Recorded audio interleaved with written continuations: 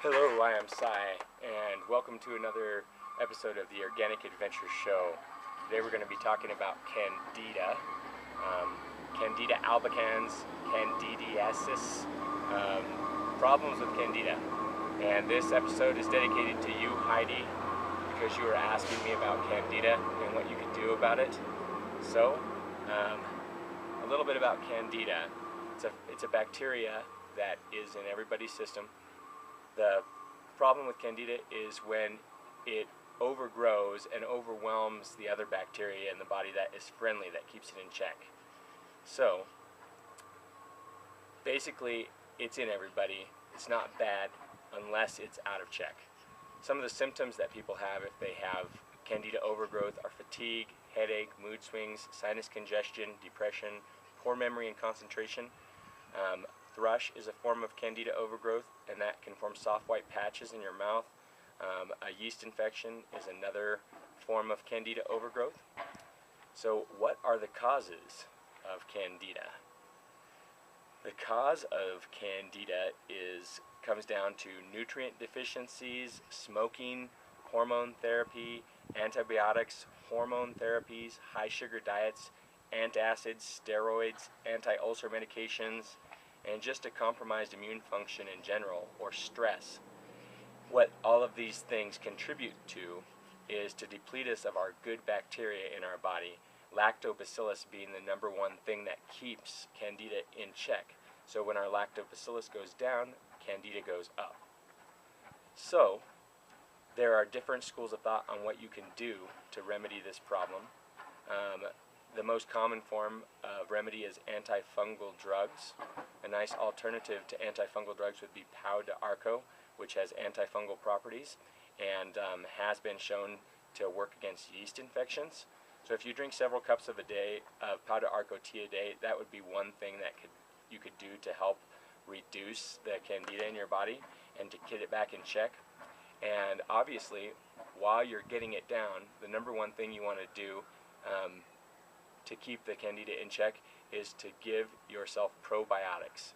You can use yogurt, and there's non-animal soy-based yogurts, things like that too, but you want to have something for sure without sugar, whether it be animal, dairy, or soy yogurt. You want to have it without sugar while you're remedying your candida situation.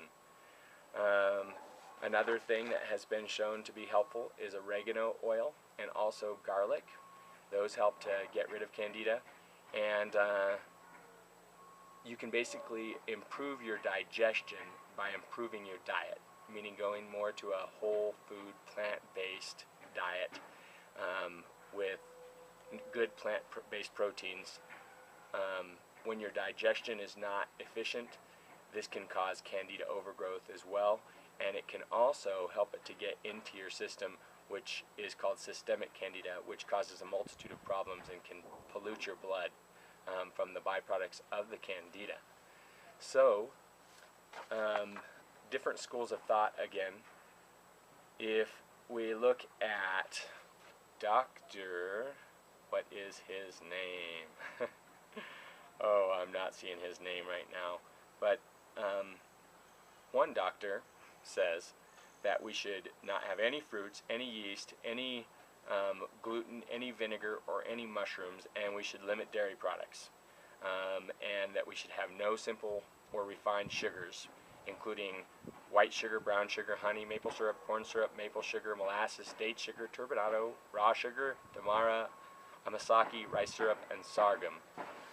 So you definitely want to eliminate your refined sugars from your diet, and you want to eliminate foods that are not good for you in general.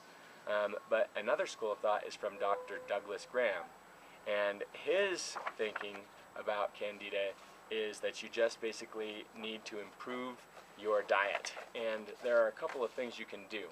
If you want to get rid of candida, he says that candida only lives for hours, at the very most a couple of days. So anything that takes longer than a couple of days to heal your candida is something that's not working. So fat in your blood system is what the main cause of keeping sugar in your blood is. That means that the candida can feed off of the sugar for longer if you have a lot of fat in your system. And the sugar has a harder time getting out of your blood. So this leads to all kinds of other problems as well.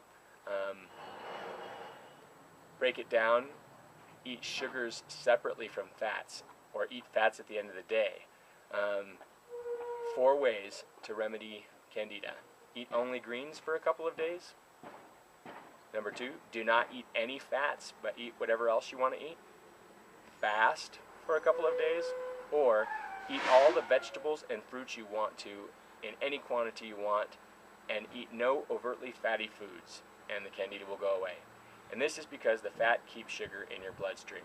So all of the reasons that I mentioned are basically getting the fat out of your bloodstream and allowing the candida to go back to its normal state, which is a state that, if kept in check by good bacteria, will not have any problems for you. And so there's the basics on candida and some of the things that you can do to help your situation. And just want to say, let every day be an adventure in health.